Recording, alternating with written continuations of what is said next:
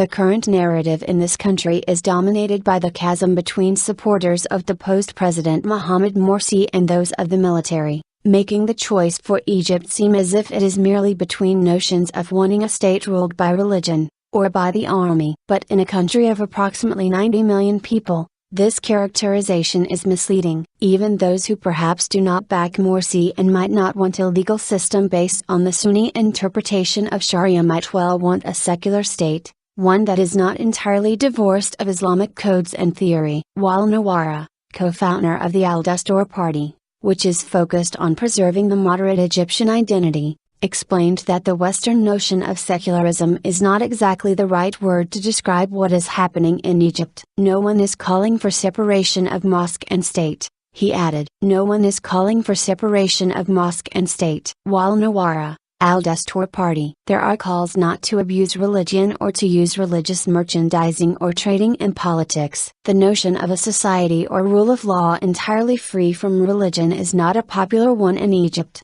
where the country's brand of Islam, said Nawara, is moderate and doesn't eliminate religion from law and society. Indeed, Article 2 in the interim Egyptian constitution states the principal source of legislation is Islamic jurisprudence, a clause which also existed in the country's former constitution. However, subsequent articles have been added which define the principles of sharia under Sunni jurisprudence. This is where things become problematic for secularists and some liberals. A number of articles allow a judge to pass judgment not based on legislation, but based on interpretation of the constitution, which could be an interpretation of sharia itself, said Nawara, adding that even the term sharia was vague and subject to wide-ranging interpretations. The annulled constitution opened the door for future radicalization, said Nawara, who also pointed out that Egypt's constitution was not a document that protects citizens' rights. You would have thought that this would be the case,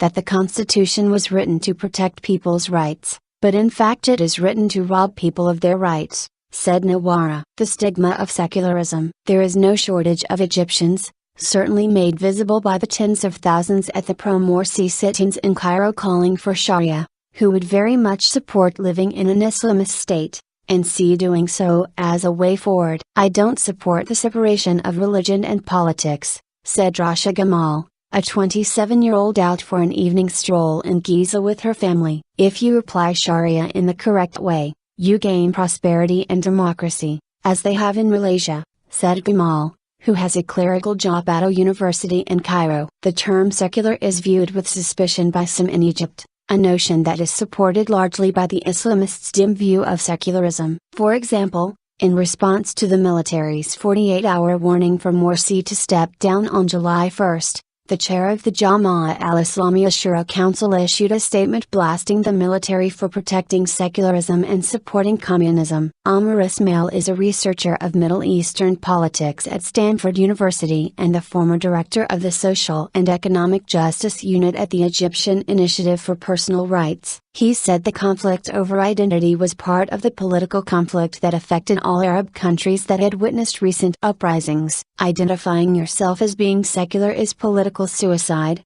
said Ismail. Historically in Egypt, interpretations of Islam have been used to bolster political legitimacy of the state, the ruling regime. Both Ismail and Nawara point to the state-funded Al-Azhar University as an official representative of Islam in Egypt, with Nawara saying that Al-Azhar had often been marginalized by Salafists and the Muslim Brotherhood for being too moderate. Room for moderate voices? So the state has never used secularism as a means of fighting political Islam, but has chosen institutions such as Al-Azhar to reach the public. I don't support a secular state, but I want a separation between politics and religion, said Muhammad Gamal. And if this is the same notion of secularism as in the West, then I don't think people here will support it, added the 22-year-old waiter, who said he'd voted for the Muslim Brotherhood, but now regretted doing so. While he doesn't approve of the role of religion in politics, Gamal does not think that Islamist parties need be dissolved. Rather,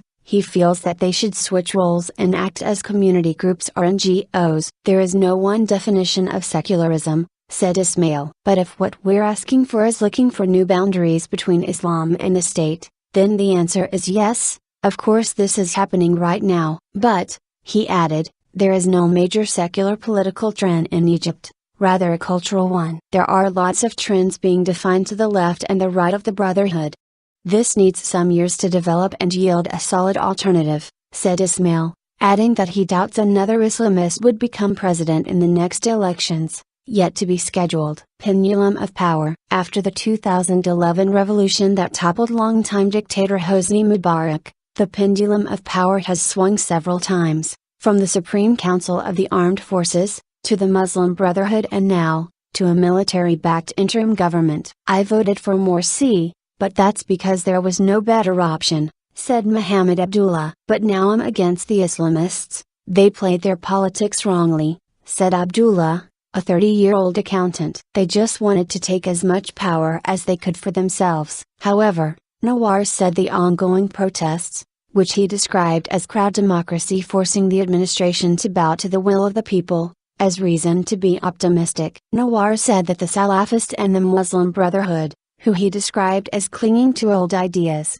have attempted to marginalize moderate Muslim Egyptians. Egyptians, said Nawara, are not keen to follow either the Muslim Brotherhood or Salafist models. Egyptians recognize their identity, they have their own identity of Islam, their own brand, he said. They don't have to become Wahhabist in order to be considered Muslim.